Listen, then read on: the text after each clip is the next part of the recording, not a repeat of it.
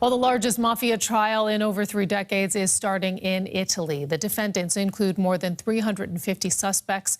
They are members of one of the world's most feared organized crime groups, the ndrangheta.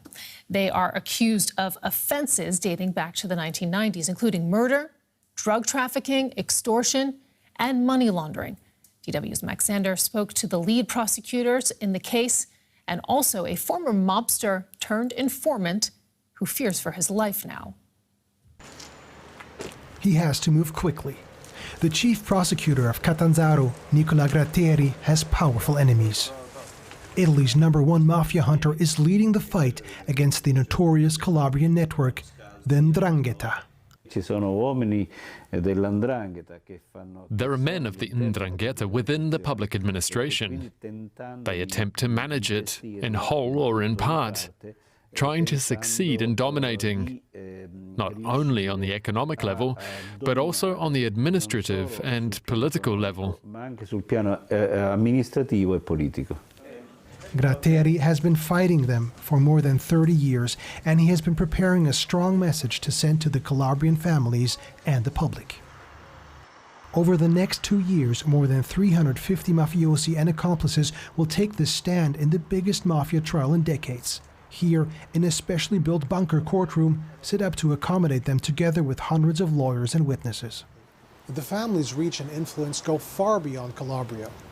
Over the years, its business model has evolved from fighting bloody wars in the streets to more sophisticated financial crime. The ndrangheta now operates in the shadows, for example by importing tons of cocaine from Latin America and quietly buying power and influence all over Europe. This and their twisted but strong sense of family are the main reasons why it's so hard to fight the family clans, Luigi Bonaventura tells us. Now working with prosecutors, he was raised to become a powerful mafiosi. You start with guns as a child. They make you shoot. They carry guns, and you're a kid, and it's all a game to you. The other kids have toy guns, but your guns are real. You're not afraid of being beaten, but of disappointing those who are training you. Bonaventura smuggled drugs, extorted people, and even participated in murders. But after the birth of his second child, he decided this life was no longer for him and turned against his own family. When it became known, they ambushed me twice within 12 hours. The first time I managed to escape. The second time I was armed and returned fire, wounding 3 people. They tried to kill me several times and set fire to my wife's shop. Since then, Bonaventura has helped authorities put hundreds of mafiosi behind bars. He welcomes the efforts of prosecutors like Gratteri, but he is not the only one worried that ndrangheta will fight back. They have understood that if they knock me down, all this great work and this great team will stop.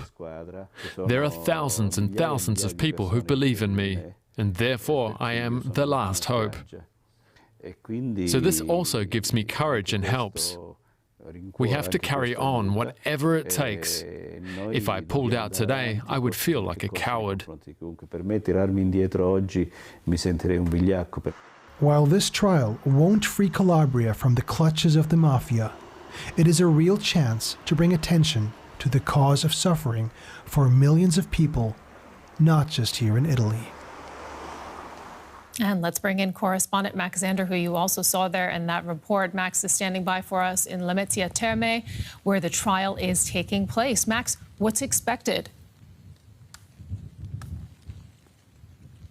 Right, this is a historic day, not just for Calabria, but also for Italy.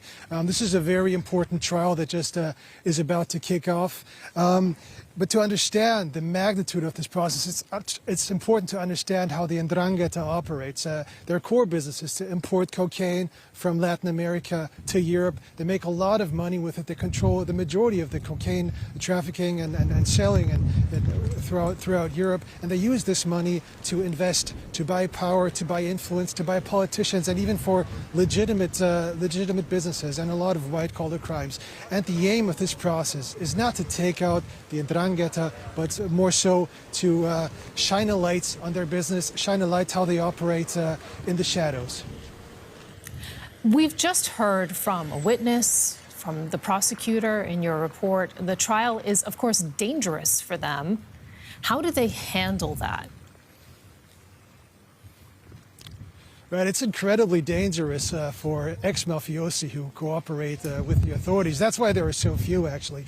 But even for the chief prosecutor, we talked to Nicola Gratteri. He is from the region. He is from Calabria. He grew up with some of the mafiosi that he's putting behind bars in the process of this trial.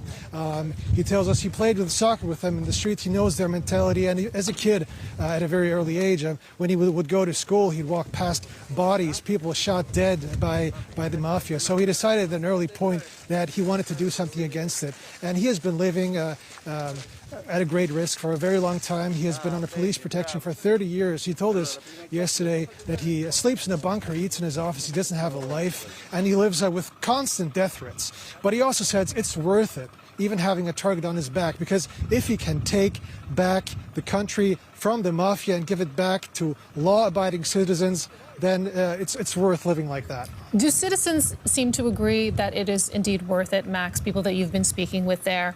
What has been the reaction, given the influence of this group in Calabria, and also perhaps the fear among some that they could retaliate?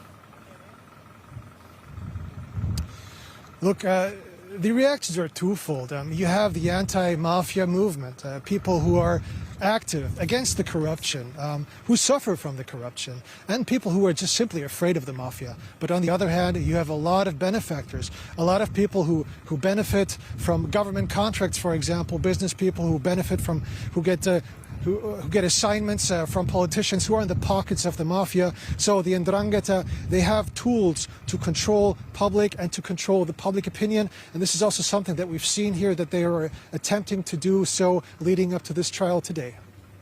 Max Sander in La Mezzia Terme, where the trial is getting underway. Thank you.